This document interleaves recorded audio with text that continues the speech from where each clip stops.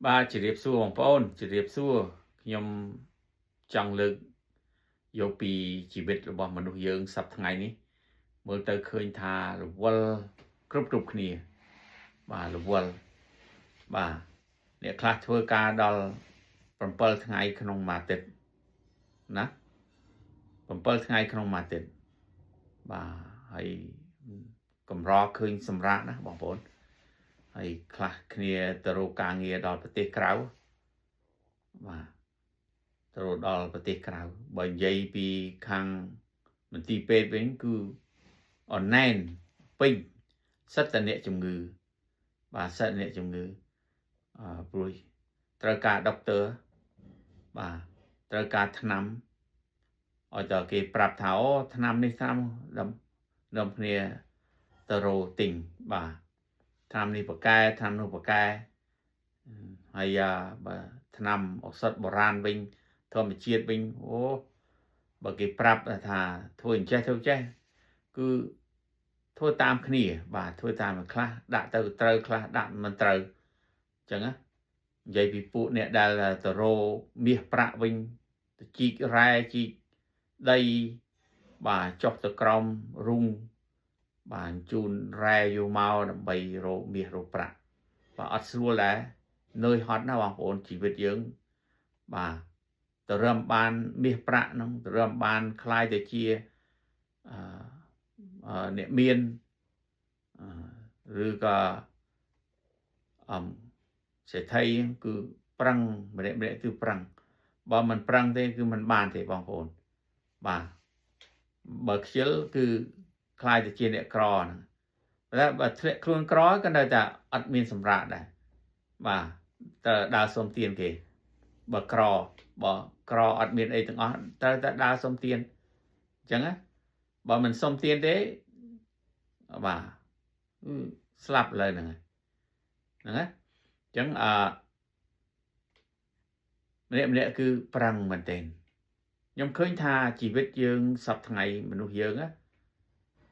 ខំបែបហ្នឹងបើសិនជាគេខំស្វែងរកព្រះបាទស្វែងរកព្រះ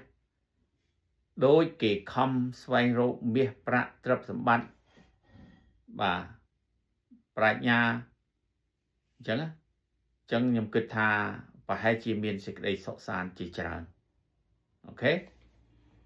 ប្រហែលជាមានសុខសាន្តជាច្រើនបើគេខំរកព្រះជាម្ចាស់ដូចជាខំរកមាសប្រាក់អញ្ចឹងហើយខ្ញុំជឿថានឹងបានជួបព្រះអង្គម្ចាស់បាទខ្ញុំមានបទពិសោធន៍ខ្លួនខ្ញុំបាទកាលនៅស្រុកខ្មែរខ្ញុំគិតថាដឹងទៅរកព្រះណាអាចសង្គ្រោះខ្លួនខ្ញុំមករួចពីបាបនឹងទៅរយណាទេ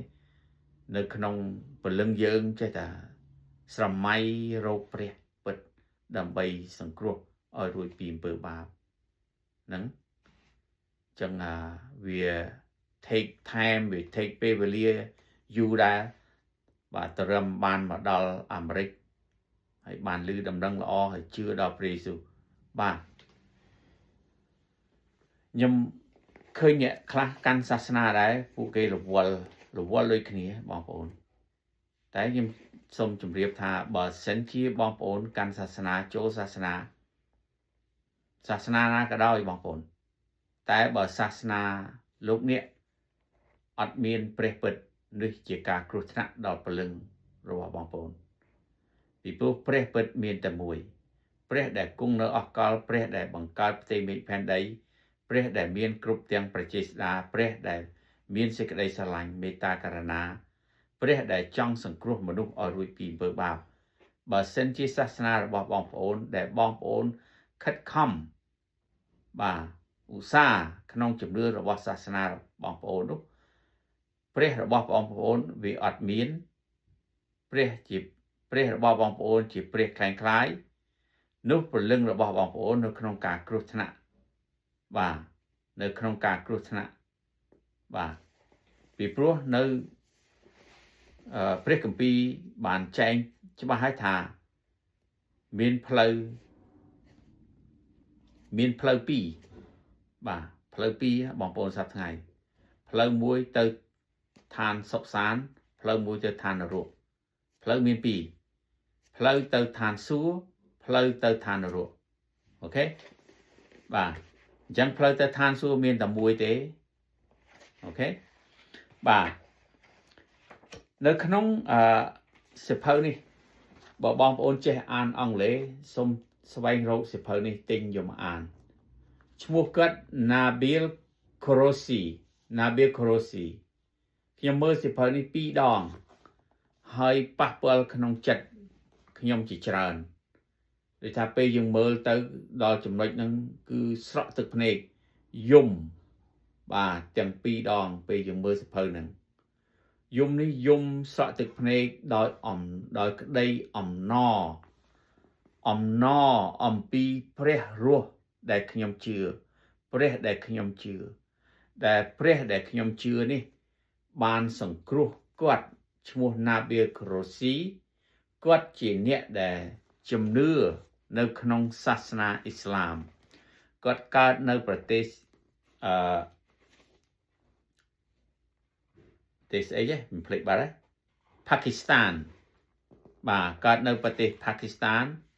ហើយគាត់ជាអ្នកដែលជំនឿដ៏រឹងមាំនៅក្នុងជំនឿសាសនាមូស្លឹមហ្នឹងបាទហើយសិភៅគាត់សរសេរថា Seeking Allah Finding Jesus ស្វែងរកអាឡាហ្នឹងកាលដែលគាត់នៅក្នុងជំនឿសាសនាមូស្លឹមនេះគាត់អត់ដែលមានទំនាក់ទំនងជាមួយអាឡាទេ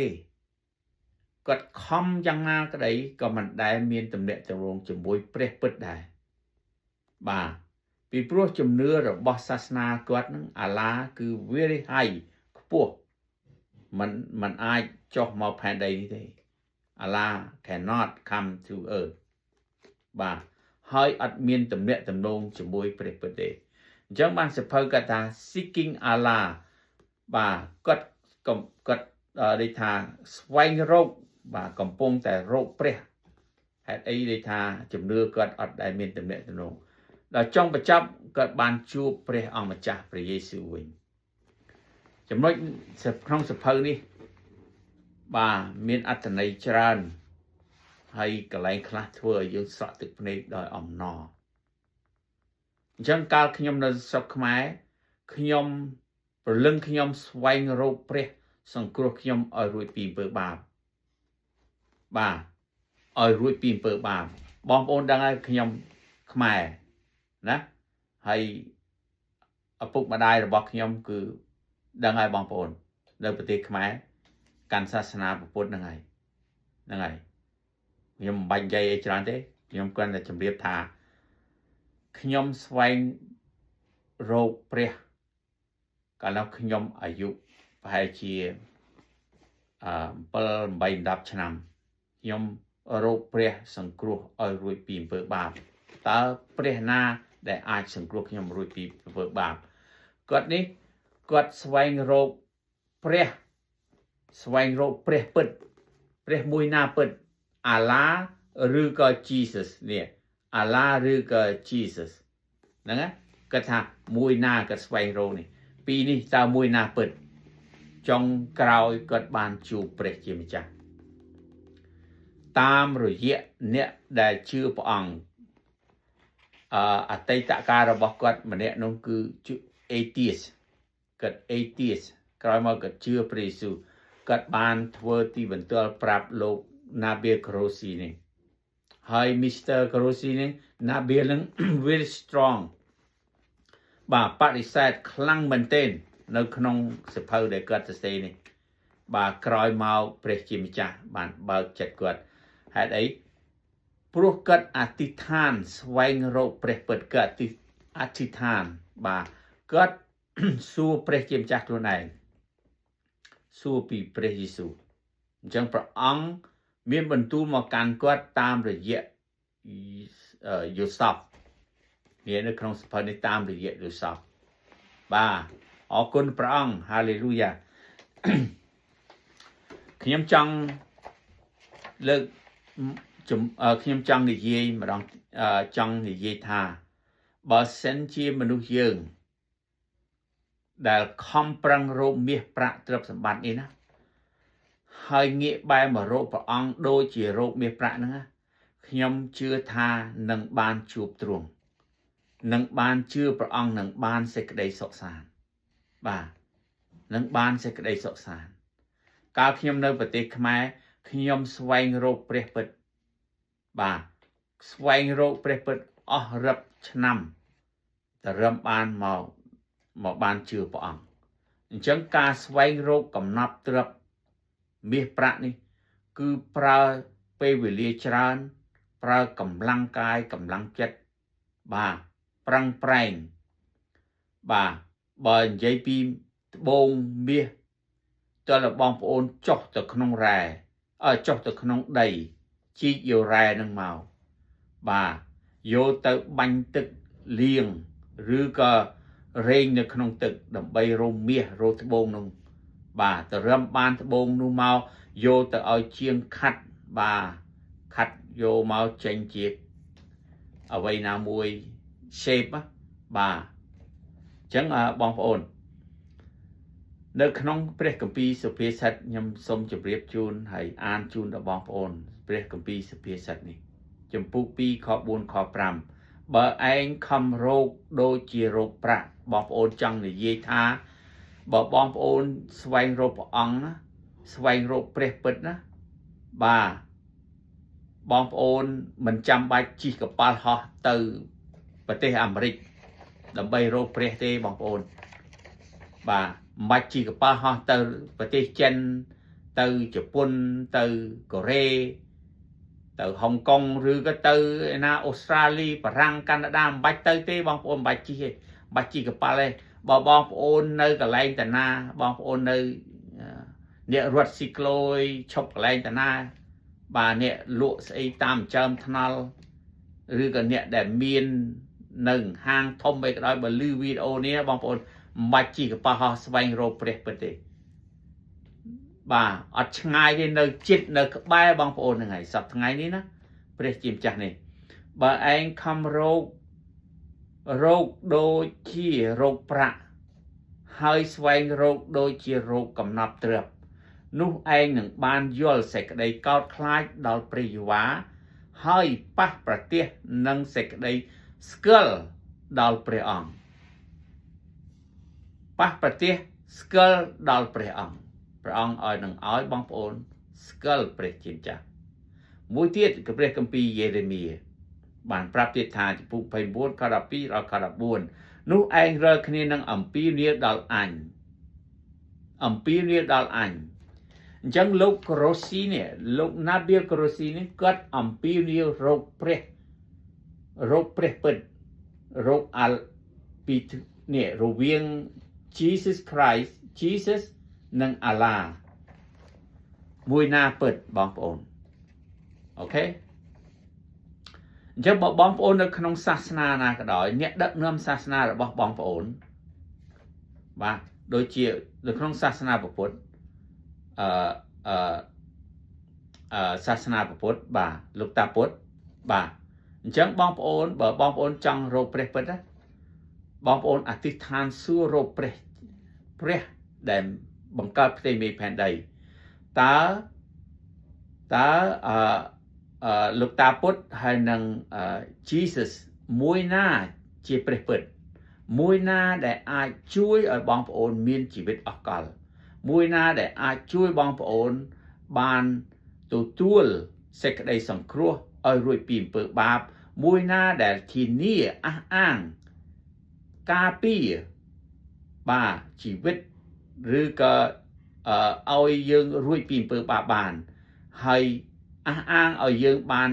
រស់នៅស្ថានសួគ៌ជាមួយនឹងព្រះជាម្ចាស់ក្រោយពីពេលយើងអស់ជីវិតនៅផែនដីសួរតើមួយណាព្រះពិតមួយណាជាព្រះពិតហើយមួយណាជាផ្លូវទៅឋានសួគ៌ផ្លូវទៅសេចក្តីសុខសាន្តសួររវាងតាពុទ្ធហើយនិងព្រះយេស៊ូវព្រះជាម្ចាស់នឹងបើកសម្ដែងឲ្យបងប្អូនស្គាល់ដោយខ្ញុំបានអានហើយបើឯងអំពាវនាវដល់អញបងប្អូនឮពាក្យនេះបើឯងអំពាវនាវដល់អញហើយនឹងទៅអធិដ្ឋានទៅអធិដ្ឋានបាទនិយាយកាន់ព្រះអង្គបើយើងចង់ ធ្វើផ្លូវនឹងក៏បានដែរសួរព្រះអង្គដោយខ្លួនឯងរួចអញនឹងយល់ព្រមតាមបងប្អូនលឺរួចអញនឹងយល់ព្រមតាមបើយើងស្វែងរកព្រះពិតព្រះអង្គនឹងយល់ព្រមតាមនឹងសម្ដែងឲ្យយើងស្គាល់ព្រះអង្គ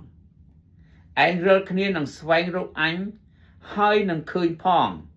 គឺកាលណាឯងស្វែងរកអញឲ្យអស់ពីចិត្តដូចជាបងប្អូនដែលកំពុងតែស្វែងរកមាសប្រាក់ទ្រព្យសម្បត្តិណាជីវិតណាអញ្ចឹងបងប្អូនអើយសូមបងប្អូនស្វែងរកព្រះអង្គឲ្យអស់ពីចិត្តនោះបងប្អូននឹងបានជួបទ្រង់នឹងបាន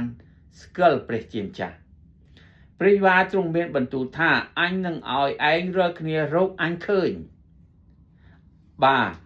អញនឹងដោះឯងឲ្យរួចពីសន្តានជាឆ្លើយបាទបងប្អូនព្រះជាម្ចាស់នឹងឲ្យបងប្អូនស្គាល់ឃើញបាទហើយនៅក្នុងរ៉ូមចំពុក10ខ8បានមានបន្ទូលថាតែសេចក្តីសុចរិតនោះតើថាដូចម្ដេចនោះថាព្រះបន្ទូលនៅចិត្តឯងអត់ឆ្ងាយទេព្រះបន្ទូលនៅចិត្តក៏នៅក្នុងមាត់បាទហើយក្នុងចិត្តឯងផងមាត់យើងក្នុងចិត្តយើងនោះគឺជាព្រះបន្ទូលនៃសេចក្តីជំនឿដែលយើងខ្ញុំកំពុងតែប្រកាសប្រាប់បើមាត់អ្នកនឹងទទួលថ្លែងប្រាប់ពីព្រះអង្គម្ចាស់យេស៊ូវហើយអ្នកជឿក្នុងចិត្តថាព្រះបានប្រោះឲ្យទ្រង់រស់ពីស្លាប់ឡើងវិញនោះអ្នកនឹងបានសង្គ្រោះបើយើងហ៊ាននិយាយថាព្រះយេស៊ូវបាទព្រះយេស៊ូវហើយជឿនៅក្នុងចិត្តបើយើងហ៊ានហៅព្រះអង្គថាព្រះយេស៊ូវកូនជឿព្រះអង្គណាថាទ្រង់បានសគត់ជំនួសទូលបង្គំជាមនុស្សមានបាបហើយទ្រង់មានបញ្ជូនរស់ឡើងវិញបើយើងហ៊ានជឿអញ្ចឹងណាយើងហ៊ាននិយាយអញ្ចឹងទៅរកព្រះអង្គណានោះយើងនឹងបានសង្គ្រោះបាទនឹងបានសង្គ្រោះអញ្ចឹងខ្ញុំសូមអរគុណហើយដែលបងប្អូនបានស្ដាប់វីដេអូរបស់ខ្ញុំបាទបើមានចំណុចណាដែល